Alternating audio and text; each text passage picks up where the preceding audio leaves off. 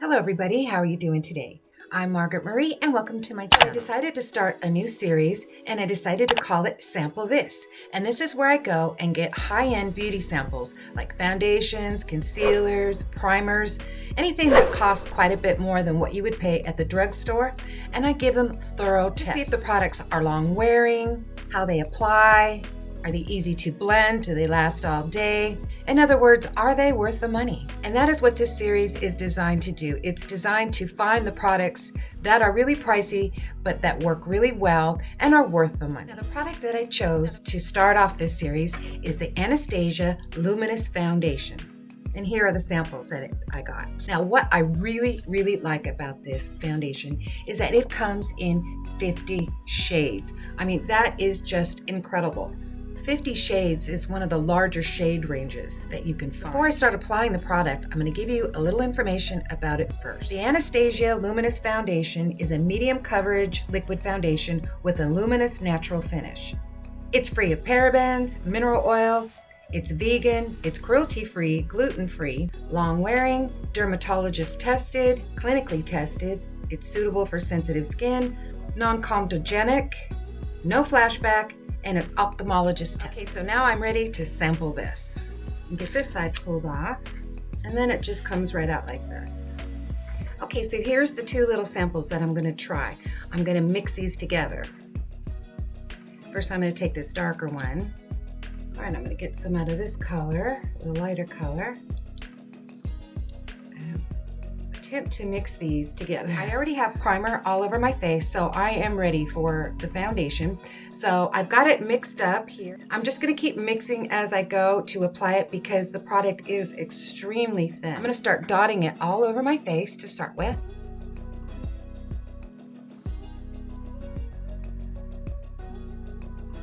All right, now I'm gonna grab a foundation brush and start brushing this in. Looks like it's going on really nice. Let's see if it covers up the skin tag.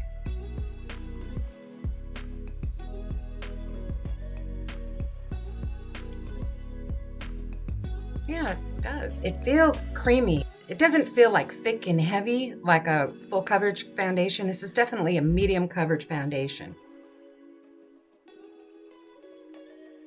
A little bit of this goes a long way. Okay, let's try some on the neck.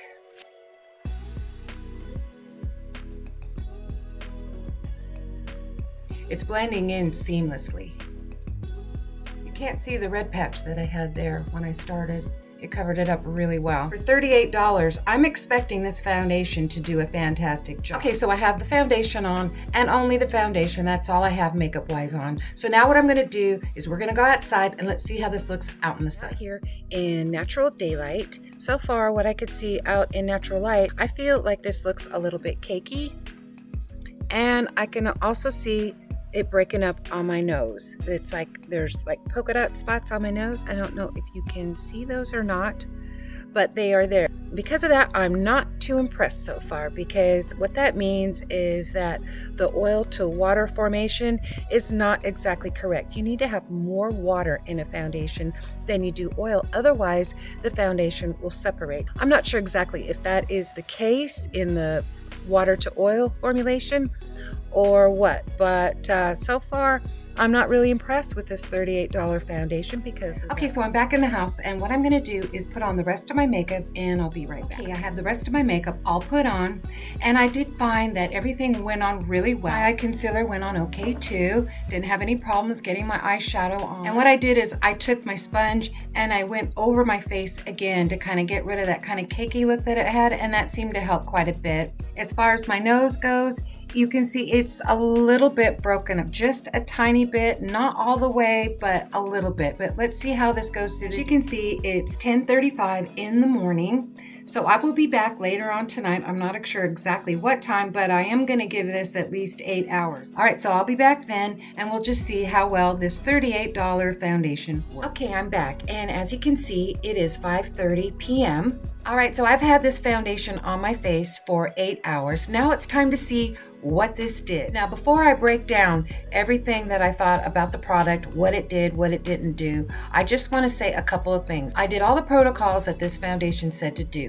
I washed my face very thoroughly. I moisturized my face after that, and I used a primer that did not have silicone in it, which is what it said to do. So first off, I want to talk about the positive aspects of this Anastasia Luminous foundation. This foundation looks really good in photos. It photographs really well. There was no flashback. That much is true. Now, as far as covering up imperfections, yes, it covered up the age spot on my nose. It covered up the age spot here. It covered up my skin tag right here. So here are the cons of this foundation. I found this foundation to be really, really cakey. I noticed that it was cakey over in this area. You could see my pores, and my fine lines and my deep lines were actually accentuated. I also found this foundation to be waxy and a little bit sticky. It just really wasn't comfortable to wear through the day. And of course, one of the most important things, it broke up even more on my nose, and that's just totally unacceptable to me. I don't like it when my foundation separates anywhere on my face, especially on my nose. It also clung to my dry patches. It clung to my dry patch here and up my nose. I noticed a little bit over here and on the top of my nose. It looks kind of scaly, flaky, almost like a little bit of a scab. That is how bad it clung to the dry. I feel that this foundation looks really good on camera and in photos, but in natural light, you can really see the cakiness, you can see the dry patches, the wrinkles are just standing out. Anastasia has some really, really good products. For instance, their Anastasia contouring kit, which I've owned for quite a while. Anastasia also makes some excellent eyeshadows and a lot of other makeup products that are wonderful.